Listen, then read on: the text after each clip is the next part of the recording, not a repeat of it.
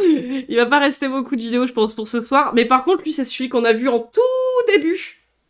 On l'a vu au tout début. C'est Marc.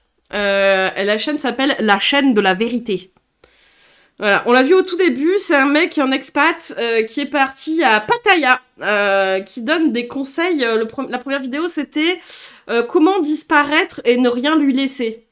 Et la laisser sans rien, quoi, en gros. C'était comment abandonner ta femme avec qui tu vas divorcer, avec qui tu as eu un enfant que tu désirais. Il lui a conseillé de disparaître, de changer de pays, de changer de nationalité. Il lui a donné des moyens pour faire blanchir son argent avec des paradis fiscaux et tout. Et il a dit, ta gamine, tu la revois plus pendant 20 ans, c'est pas grave, c'est comme ça. Si tu veux refaire des enfants, tu iras dans des pays d'Asie.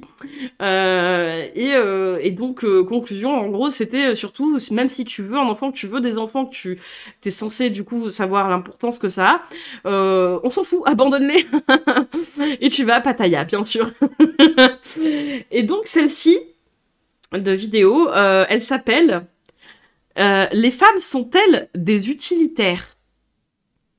Donc, c'est la deuxième vidéo qu'on regarde du coup de lui. Moi, je le connaissais pas avant, il y en a certains qui le connaissent. Et que je vais scroller vite fait les vidéos. Et celle-là, elle date de quand? Elle date d'il y a 3 semaines, donc elle est assez récente. Et bonne nuit à ceux qui vont dodo. Allez reposer votre cerveau. On est des Transformers, bien sûr. Nous sommes des utilitaires, des Renault Scénic, c'est nous. Le respect est totalement mort. Ouais, non, mais lui, les pires conseils, quoi. Je suis une Kangoo. Ouais, du coup, accrochez-vous parce que lui, il fait mal. Hein. Il fait mal. Je vais mettre un 25 parce que je sais plus s'il parle vite ou pas, lui. Allez. Les femmes ne sont-elles que des outils pour nous satisfaire ou sont-elles plus que cela? Déjà, ça commence bien. Ça va être la question du jour. Mais avant, je vais vous montrer où je suis. Je suis sur la plage à Pattaya. Voilà, allez, donc il est à la plage à Pattaya. Salut Benoît. Je suis 11h. On remonte en direction du Hilton. J'ai reçu un message d'un grand sage, détenteur d'une sagesse incroyable. Et je vais vous lire le commentaire. Je ne sais même pas d'ailleurs si je vais le commenter.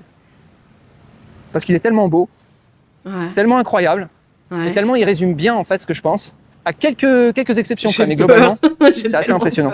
Cette vidéo est sponsorisée par Debitoum, des investissements Mais tu veux pas faire ta pub de façon propre un peu là? dans des entreprises adossées à des actifs avec des rendements supérieurs à 10%, Donc voilà, un mec super clean, hein, bien sûr. une garantie buyback et un investissement minimum de 10 €. Alors je vous lis. C'est un message de Web Design Agency Marketing. Web Design Marketing Agency, qui me dit: ma philosophie personnelle, chaque mot est important parce qu'on sent qu'il a vraiment il a bossé le message avec précision. Attends, je me demande d'ailleurs si c'est pas du chat GPT. Ma philosophie personnelle, quoique vous savez, il y en a qui me demandent: ah mince, tu fais des vidéos avec chat GPT, etc. Impossible. Il n'y a pas une once de chat GPT dans les scripts que je fais, dans les vidéos Ah non, t'es con naturellement, ça c'est vrai. que je fais. Chat GPT n'est pas capable en fait de produire la douille de la ce mode de pensée en fait. Il est programmé pour de la pensée woke, etc. Il ne peut pas produire ce que je dis. ChatGPT est programmé pour de la pensée woke. Oh, on peut plus être misogyne, raciste et tout. Ah non, franchement, le ChatGPT, vraiment, il est programmé pour être woke. Ah. Non, il n'a pas le droit. Donc, alors, il dit: ma philosophie personnelle, fruit d'une profonde introspection. Oh putain, j'ai peur. L'introspection, attention. Hein. Ouf. Sur la nature de la vie et de la sexualité, s'affranchit des contraintes sociales et traditionnelles. À chaque fois, je vous dis si je valide ou pas. Donc, s'affranchir des contraintes sociales et traditionnelles, je valide. Pour moi, il faut connaître comment fonctionne notre société, quelles sont les règles, d'où elles viennent, essayer de comprendre en fait le cheminement. Mais c'est bizarre parce que quand ces mecs-là, ils essaient de comprendre la société, les relations, tout ça, ils y arrivent quand même pas. C'est bizarre leur introspection mûrement réfléchie. Comment est-ce qu'on a pu en arriver là? Comment est-ce qu'on a pu en arriver à cette secte occidentale? Pourquoi on en est là? Et puis ensuite, je pense qu'à un moment donné de sa vie, il faut prendre une page vierge, il faut réécrire ses propres règles. Et c'est ce que Web Design Marketing Agency a fait. Oh là là. Je ne me préoccupe pas de la condition féminine, mais suis mon propre chemin en tant qu'individu libre. D'accord, j'en ai rien à foutre des femmes. Elles peuvent subir la misère, je m'en carre le cul. Je vais aller en Thaïlande faire du tourisme sexuel avec des mineurs, ce n'est pas mon problème. Ouais, bah ouais, c'est ça. Là, Donc on a, donc là, suivre son propre chemin. Donc là, on a, typiquement un micto, men going their own way, les hommes qui suivent leur propre chemin. Donc ils suivent toujours leur propre chemin, mais ils sont toujours là à nous casser les couilles avec. Hein. Qui définissent leur propre route. Et toujours à parler des femmes, hein. C'est-à-dire qu'ils sont censés ignorer l'existence des femmes, mais ils sont toujours là à en parler quand même. Hein. Qui tracent leur propre trajectoire et qui la suivent et qui n'écoutent pas en fait ce qu'on a le chemin qu'on a prévu pour eux. D'accord. Qui écrivent leur propre histoire et qui font leur propre voyage. Et donc non. Et ça, bien sûr, c'est applicable qu'aux hommes, bien sûr, parce que non, les femmes elles peuvent pas, elles ont trop besoin des hommes. qui prennent leurs propres responsabilités et donc qui n'ont pas à se plaindre. Non, mais il n'y en a aucun qui en est capable, Nebel. Je valide. Alors il dit ensuite, j'adopte une approche utilitariste, n'attachant pas d'importance à leur rôle au-delà de la satisfaction de mes désirs. Cette vision n'est pas émotionnelle mais pragmatique, résultant d'une analyse... Attends, quoi? Qu'est-ce qu'il a dit, Gérard, là? Alors il dit ensuite, j'adopte une approche utilitariste, n'attachant pas d'importance à leur rôle au-delà de la satisfaction de mes désirs. Cette vision n'est pas... Donc tu payes des femmes pour du sexe, on est d'accord? Parce que sinon t'es incapable de relationner avec pour proposer ça. Bah Gérard, voyons. Émotionnelle mais pragmatique, résultant d'une analyse objective de la réalité. Alors, je suis d'accord, mais il y a une petite erreur pour moi, donc je relis la phrase. Hein. Chaque mot est important. Il n'y a qu'une petite erreur alors. J'adopte une approche utilitariste, n'attachant pas d'importance à leur rôle au-delà de la satisfaction de mes désirs. Alors pour moi, la deuxième partie et la première partie sont incohérentes. Je vais valider. Alors, deuxième partie, tu dis uniquement, en gros, ce qui te préoccupe et ce que tu veux satisfaire, c'est uniquement tes propres désirs. On est encore dans un égoïsme éthique le plus parfait que je valide à 100%. Sur l'approche utilitariste, je pense que ce que tu voulais dire, c'est que tu... Vite couille. Franchement, vite couille. Enfin, dites les termes au bout d'un moment, quoi. Arrêtez de faire genre, non, bah non, pas comme ça. Vite couille. Hein Utilise les femmes comme un outil de satisfaction, c'est-à-dire... vite couille. Voilà, moi j'aime le chocolat, je vais aller acheter du chocolat. J'aime une femme, je vais prendre une femme. Voilà. Et que ça s'arrête là, il n'y a rien d'autre que ce qu'elles sont en tant qu'objet, en tant qu'outil. Et là-dessus, je valide. Par contre, ce que tu dis au début, c'est j'adopte une approche utilitariste. Mais l'utilitarisme, c'est pas exactement ça. Alors, on va apprendre des choses sur cette chaîne. L'utilitarisme est une théorie éthique qui affirme que l'action la plus moralement correcte est celle qui maximise le bien-être ou le bonheur pour le plus grand nombre. Donc en fait, tu ne peux pas te servir d'une femme juste pour ton propre plaisir personnel. D'accord. Ce que tu voulais dire, en fait, plutôt qu'utilitariste, c'est être un gros enculé. Et donc pas que pour toi. Cette philosophie se concentre sur les conséquences des actions plutôt que sur les intentions ou les règles sous-jacentes. Principe de l'utilitarisme, mais c'est ça, le conséquentialisme, la moralité d'une action dépend uniquement de ses résultats ou conséquences. Donc c'est-à-dire qu'en gros, s'il y a des conséquences positives pour le plus grand nombre, c'est-à-dire pour toi, mais pas seulement, aussi pour la femme, aussi pour cet outil qu'est la femme. Cet outil, j'ai envie de te claquer la gueule. Pour la gourgandine, donc il faut que les deux, en fait... Pour la gourgandine, mais vas-y, putain. Que ça satisfasse, que ça maximise le bonheur pour les deux. Et là, je pense que tu vas pas forcément être d'accord. Là, il y a peut-être un petit décalage. Qui est discutable. Aussi qui se prennent un arbre. Bonheur et utilité. L'objectif est de maximiser le bonheur ou la satisfaction des individus et de minimiser la souffrance. On voit d'ailleurs un lien avec le bouddhisme qui a pour but de combattre la souffrance, etc., mais n'a pas pour but de maximiser le bonheur. Donc l'utilitarisme, moi je suis plutôt utilitariste, mais je suis un peu comme toi en fait. On sent qu'il y a un moment donné, c'est-à-dire que je suis pour maximiser, d'un point de vue sociétal, c'est maximiser le bonheur de chacun. Ben non, t'es individualiste complet en fait, en tout point. Je veux dire, c'est à quel moment pour le plus grand nombre. Mais c'est quand même, il y a quand même d'abord un peu d'égoïsme. C'est-à-dire, c'est d'abord mon bonheur, et puis le bonheur des autres, on verra plus tard. Mettez en commentaire si vous êtes plutôt pour une éthique égoïste ou pour un utilitarisme. Ça m'intéresse. Je sais qu'il y a des philosophes qui me regardent sur des chaînes de philo. Si vous voulez intervenir, eh ben, c'est possible. Les grands philosophes qui doivent suivre Marc, bien sûr. On les connaît. Je continue sur l'utilitarisme, comme ça on apprend des choses sur la chaîne. Chaque personne compte de manière égale dans le calcul du bien-être collectif. Alors ça c'est, vous savez, il y a le cas maintenant, comme il y a des voitures qui vont fonctionner tout seuls, d'ici quelques années, il n'y aura plus aucun humain conducteur. En fait, ils sont obligés d'implémenter ces règles utilitaristes, en fait, une forme d'éthique dans les règles. Notamment, vous avez le fameux, vous avez une voiture avec un vieux à l'intérieur, et puis vous avez une autre voiture qui arrive de l'autre côté à contresens avec une famille et plusieurs enfants. Et les deux voitures communiquent, il va y avoir un accident, probabilité qu'il y ait une percussion, qu'il y ait un choc, putain. et qu'elle est de 99%. Donc, d'un point de vue utilitariste, pour maximiser le bien-être du maximum de personnes, bientôt on aura des femmes qui peuvent fonctionner toutes seules. Mais non, les outils prennent le dessus. il va falloir sacrifier une voiture.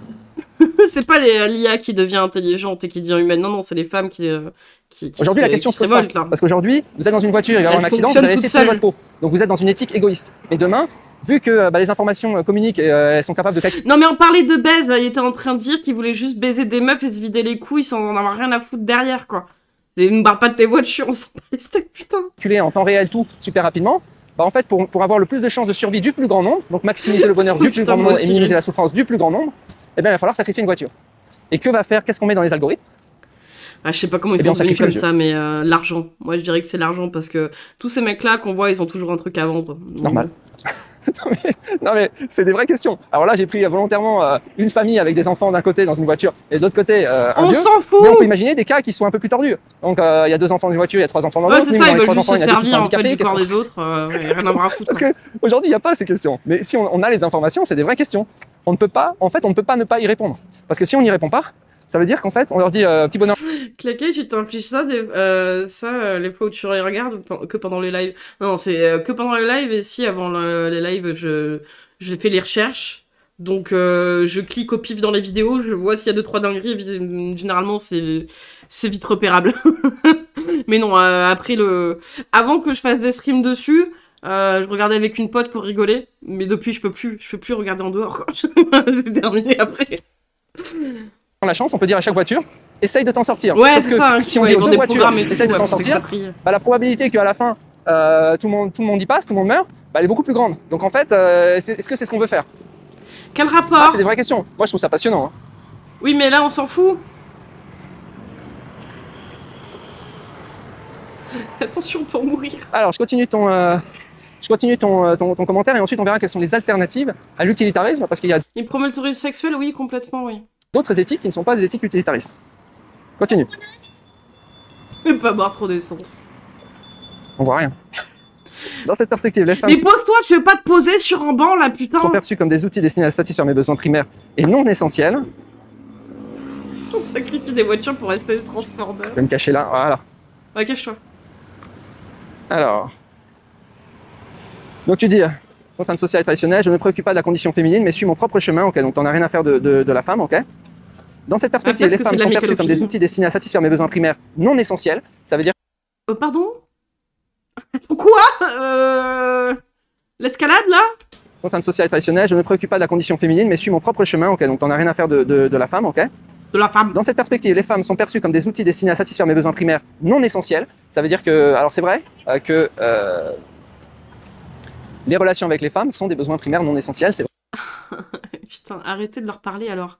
Arrêtez même de vouloir faire du sexe avec. Prenez-vous une vaginette, prenez-vous une poupée gonflable, prenez-vous une poupée en silicone. On s'en bat les couilles, mais finalement, arrêtez en fait. Si c'est non essentiel, si t'es juste là pour te servir et t'en as rien à foutre, que ce soit lui refiler des MST ou un chiard, arrête de leur parler. En fait, ne leur parle pas, ne les approche pas.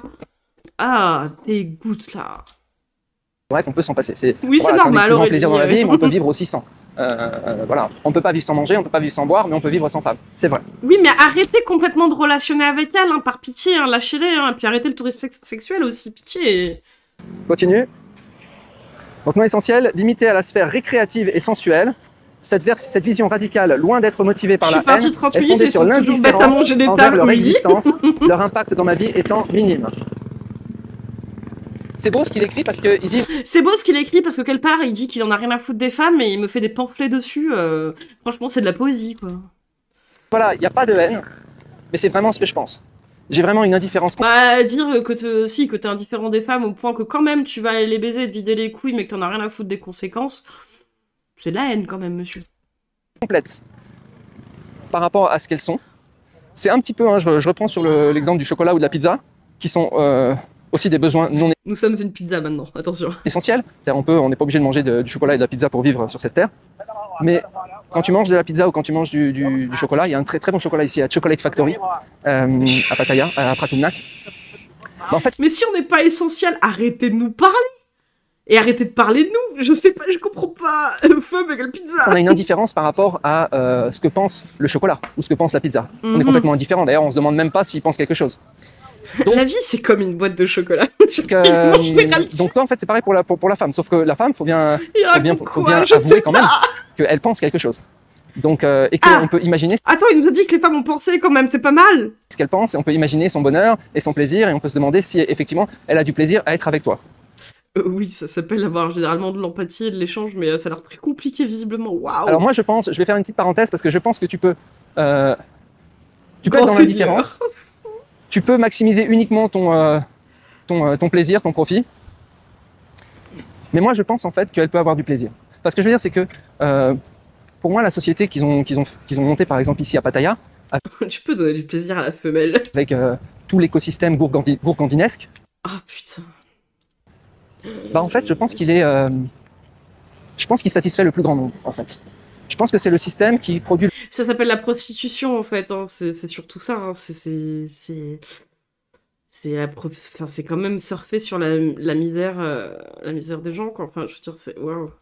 Le moins de frustration, qui minimise les souffrances et qui maximise le bonheur de tout le monde. Alors vous allez me dire, oui, mais il y en a qui veulent pas, etc. Oui, c'est vrai. Mais il y a aussi des femmes qui aiment danser dans les go-go-bars et gagner de l'argent comme ça. Oui, parce que eux ils trouvent ça bien en fait, la prostitution, ils sont pro-prostitution, mais dans le sens vraiment, de toute façon elles sont presque bonnes qu'à ça, quoi, elles ne servent à rien d'autre. Tout le monde ne se fait pas plaisir à passer 8 heures de sa vie dans un bureau, dans le froid de Paris, etc. Et ni à se faire peloter par des gros porcs comme toi, accessoirement. Donc, moi je ne les sens pas malheureuses. Ouais, bien sûr. Hein, pareil, dans les salons de massage, elles ne sont pas malheureuses. Pour moi, elles sont très souriantes, elles sont très... Mais c'est pas parce qu'elles sont souriantes qu'elles sont heureuses, hein, en fait. Putain, je vais canner, quoi. Très sympathique. Il a quel âge, je sais pas, mais beaucoup trop vieux pour tenir ce genre de discours, en tout cas. Je vais pas dire qu'elles sont toutes très heureuses.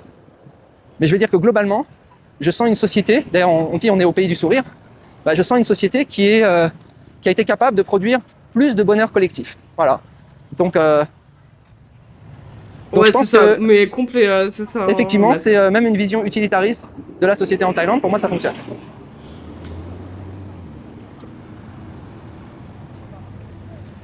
Vas-y, il arrête de bugger, là, lis sa merde. Ensuite il dit, j'adopte une approche utilitariste n'attachant pas d'importance à leur rôle au-delà de la satisfaction de mes désirs. Cette vision n'est pas émotionnelle, mais pragmatique, résultant d'une analyse objective de la réalité. J'ai jamais fumé une clope quand je regarde ça. Pourquoi j'ai fait ça, putain? Waouh. Ouais, le loup réel, hein. Oh, putain, ça m'aide. Ouais, c'est un néocolon assumé total, ouais. Oh là là. Je vais te retrouver torturé si tu continues à parler des femmes avec ce mot trou du cul. Alors je suis d'accord, mais je vais même aller plus loin, en fait. Ah bah mais merde, on était passé, non? Tu dis cette vision n'est pas émotionnelle, mais pragmatique. Non, pour moi, elle est émotionnelle et pragmatique. Pour moi, les émotions, les sentiments sont parfaitement pragmatiques, parfaitement... Ouais, enfin, le sentiment de juste se vider les couilles, est-ce qu'on peut vraiment appeler ça un sentiment, quoi? Voilà, on peut les analyser, on peut les quantifier, on peut même les monétiser. Donc en fait, au contraire, c'est-à-dire que quand tu dis au début, oui, elles ont une fonction sensuelle, etc., on est des êtres de perception, on est des êtres d'affection. C'est-à-dire qu'on va se sentir bien. Moi, hier, j'étais dans un gogo bar, ça s'appelle Champagne à gogo. Il y a sur Mark Blorska, vous avez tous les... Je vais faire la liste de tous les gogos. Moi aussi, là, il me pompe qui sont bien. Hein. Ceux qui sont pas bien, je vous les mettrai pas. Ah, mais ça va, en plus, ouais, c'est vraiment... il va nous recommander les bordels à Pattaya. Super. Je me sentais très bien. Hein. On peut monétiser les sentiments, pas compris, moi non plus. Très heureux. Non, parce que pour lui, vraiment, la fornication, vraiment, au sens, aller trouver une prostituée, la payer et se vider les couilles, c'est un sentiment. Donc, monétiser les sentiments, quelque part... ouais, vendre son corps, pour lui, c'est vendre ses sentiments. J'en sais rien, je sais pas pourquoi j'essaie de réfléchir.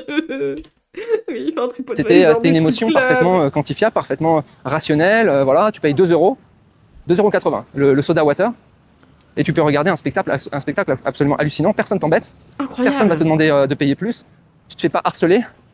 Vraiment rien, vraiment bravo. Hein. Et j'en ai visité plusieurs des gogos qui sont vraiment bien. Il y en a d'autres, il y a des gogos avec des Russes aussi, alors là, par contre c'est un peu plus cher. Mais c'est un spectacle d'une autre dimension aussi. Ah, c'est discutable, c'est discutable. Dites-moi si vous voulez que je fasse une vidéo spéciale sur les gogo clubs. Mais moi, on le voit toujours marcher dans ces vidéos comme ça, dehors, j'ai l'impression, c'est pas un peu un troubadour de rue? Enfin, moi, je sais pas, il Je commence à maîtriser. Je vais aller, en fait, je vais aller voir tous les, je vais faire influenceur gogo avec mon nouveau métier. Je vais aller regarder, je vais aller visiter en fait tous les gogos de Pattaya. Ah oui, d'accord, oui. Bon, Mais c'est pour le travail. C'est uniquement pour le travail, vous inquiétez pas. Je pense que le routard des gogos, quoi. on a quelques centaines. Eh putain, sacré objectif de vie, hein. Ensuite, il dit, grâce à cette philosophie, je m'émancipe des conventions sociales, je suis d'accord, et des relations traditionnelles. Ma vision est peut-être radicale. Non, en fait, ta vision est proche de la vérité, tout simplement. Oui, la vérité, oui, bien sûr, oui. C'est-à-dire, tu n'es pas dans le mensonge du couple, de te dire que la femme a une autre fonction que celle de te procurer du plaisir. C'est tout. Ah, putain, mais enterre-toi dans le sable et ressors jamais, quoi. Bah, tu me dégoûtes. Oh, je vais canner. Et tu as bien compris, comme moi, que si c'est pour faire le ménage, bah, y a des boniches. Si c'est pour faire la cuisine, bah, y a des restaurants. Si c'est pour prendre soin de soi, bah, y a des aides ménagères. Si c'est pour... Oui, alors qu'à l'inverse, finalement, une banque de sperme, c'est tout ce qui vous définit. Si on part dans ce principe-là. Si on a juste besoin de banque de sperme, alors nous, de notre côté. J'ai envie de canner. Oh, C'est-à-dire, il y a plein d'autres fonctions. Si c'est pour laver mes vêtements, bah, y a les laveries. Donc, on n'a pas besoin en fait des femmes pour toutes ces fonctions. Parce que moi, je suis trop débile pour réussir à faire mon linge. Toutes ces fonctions peuvent être externalisées dans la vie. Il ne reste quoi en fait? Enfin, il y a juste d'autres fonctions qui sont les fonctions de pur plaisir. Ah, mais retourne habiter chez ta mère, en fait, quoi. Je sais pas. Honnêtement, j'ai l'impression que j'ai... Et je pense que c'est un des pires, en fait. C'est un autre lore, parce que... C'est un libéral complet en mode vraiment expat, tourisme sexuel, blanchiment d'argent, fraude fiscale et paradis fiscaux. C'est un autre lore, mais avec la vision en plus totalement abjecte sur les meufs, quoi. Je pense que ouais, c'est un des pires. J'ai cheminé toute ma vie, intellectuellement, pour aboutir à quelque chose d'une simplicité enfantine. En fait, ce que j'ai fait, c'est que j'ai pas construit une nouvelle philosophie ou une nouvelle éthique. Non, j'ai déconstruit en fait le romantisme de la secte occidentale. Ouais, c'est un capitalisme, mais je me comprends ce que donc tu veux dire. Tu es sur le bon chemin. Voilà, mais sur mon propre chemin, il dit en tant qu'individu libre, et je dirais même plus, individu libéré de ce mindset occidental. Tu t'es libéré de la Micheline du Cantal, tout simplement. La Micheline du Cantal. Voilà. Alors j'ai fait quelques recherches, hein, je vous dis si vous voulez aller un petit peu plus loin. Bientôt, il y aura des livres de philo en description. Oh merde, de belle. Donc on a parlé un peu d'utilitarisme, du conséquentialisme, etc. Alors je suis allé regarder quel est le contraire de l'utilitarisme, c'est-à-dire quel est le contraire, parce que vous allez me dire, ouais, mais c'est normal de vouloir maximiser le bien commun, le plaisir maximum pour tout le monde, etc. C'est tout à fait normal qu'une société soit construite là-dessus. Eh ben pas du tout. Vous n'avez pas lu cette théorie qui dit qu'en fait tous les humains auraient dû être femelles et que les humains mâles sont une erreur dans l'évolution, une sorte de tare. Je dis ça, je dis rien. Oh putain, pourquoi j'en ai marre, il me saoule ce gars. Figurez-vous que j'ai même, en regardant quels sont le contraire de l'utilitarisme, bah, j'ai découvert en fait que... Non mais moi je pense que c'est juste notre espèce qui a une erreur, hein. Vraiment pour qu'on en arrive là, je pense que notre espèce entière, autant de millions d'années en retournant en arrière, je pense qu'il y a une couille, hein, vraiment quelque part. Hein. Je pense que c'est vraiment... notre espèce est une erreur, faut qu'on arrête. La société dans laquelle on était, enfin dans laquelle on est en France, je sais pas pourquoi je dis en France, j'ai l'impression qu'il y en a qui me disent mais Marc t'es parti depuis 15 ans et tu parles toujours de la France, je sais. Là je suis traumatisé. Alors première différence, le déontologisme ou l'éthique déontologique, vous allez retrouver des choses que vous vivez en France. Donc déontologisme associé à des penseurs comme Emmanuel Kant se concentre sur le respect des devoirs, des règles et des principes moraux, indépendamment des conséquences. Alors on se fout qu'à la fin tout le monde y passe si on a validé les principes moraux. À mon avis ça vous rappelle des choses durant la crise sanitaire. Ah putain, c'est un complot. Selon cette perspective, certaines actions sont intrinsèquement bonnes ou mauvaises, peu importe le résultat. Vous vous souvenez, c'est comme quand on disait il faut absolument que tout le monde soit confiné, sinon, bah ça c'est exactement ça. On se fout complètement des conséquences et on regarde quels sont les principes moraux qui sont intrinsèquement bons selon cette éthique, l'éthique déontologique. Exemple, dire la vérité est toujours un devoir, même si cela cause du tort. Je pense que... Ah, c'est un exemple qui m'a choisi parce qu'on est sur la chaîne de la vérité quand même. Et la vérité fait du bien. Enfin, la gueule de vos vérités quand même. Mais si ce que tu penses être la vérité, c'est faux en fait, mec, du coup tu fais quoi? Tu exploses? Deuxième. Et allez, j'ai un peu l'éthique des vertus, ça c'est pareil, c'est des éthiques qui sont à l'opposé de l'utilitarisme dont tu as parlé. Éthique des vertus, cette approche remontant à Aristote met l'accent sur le développement de qualités morales, de vertus comme la justice, le courage, plutôt que sur les conséquences ou les règles.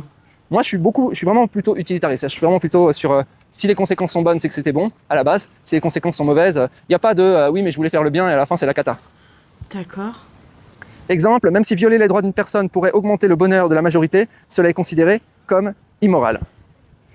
Alors, c'est quand même discutable l'utilitarisme parce qu'à un moment donné, c'est exactement ça. Si tu dis ok, il y a une minorité, finalement on s'en fout, on la sacrifie pour le bonheur de la majorité. Ça nous rappelle les pires heures de notre histoire. Donc c'est un peu discutable. Dernier point, l'égoïsme éthique, dont je pense que tu fais partie. Je pense que tu es entre l'égoïsme éthique et l'utilitarisme. L'égoïsme éthique défend l'idée que l'égoïsme éthique, hein. Chacun doit agir dans son propre intérêt plutôt que dans celui de la collectivité. Voilà. Il ne se soucie pas du bien-être du plus grand nombre. Tu ne te soucies que de ton bien-être à toi.